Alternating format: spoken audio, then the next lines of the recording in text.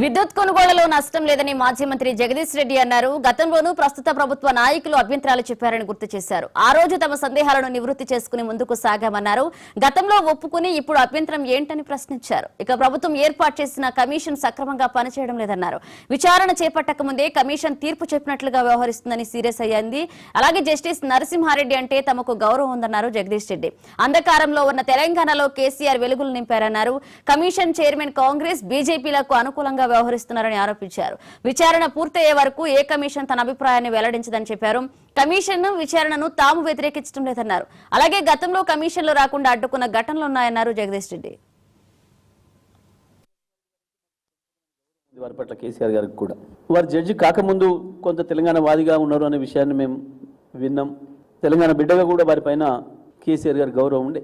ఆ తర్వాత కాలంలో ఎందుకో వారికి అభిప్రాయాలు మారినాయి. ఈ రాష్ట్రంలో చాలా మందికి అభిప్రాయాలు మారినాయి. అందులో వారికి కూడా అభిప్రాయం మారినట్టు కనబడుతూ ఉంది. వారి 11వ తారీఖు సమావేశం తర్వాత, మీడియా సమావేశం తర్వాత మాకు అది కనిపించింది స్పష్టంగా.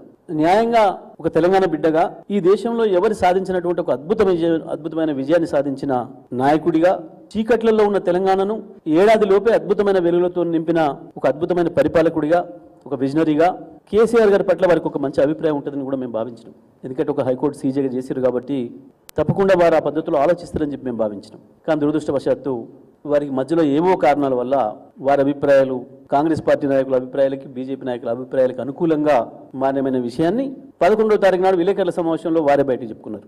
వాస్తవానికి ఇప్పటివరకు దేశంలో ఏ కమిషన్ కూడా ఈ రకంగా విచారణ పూర్తి కాకముందే మధ్యలోనే పత్రికా విలేకరుల సమావేశం ఏర్పాటు చేసి తన అభిప్రాయాలను వ్యక్తీకరించి ముందే జడ్జిమెంట్నే చెప్పిన పద్ధతుల్లో, ప్రజల్లో తప్పుడు సంకేతాలు పోయే పద్ధతుల్లో ఇట్లా మాట్లాడిన సందర్భం లేదు. ఎల్ నరసింహారెడ్డి గారంటే మాకు సంపూర్ణ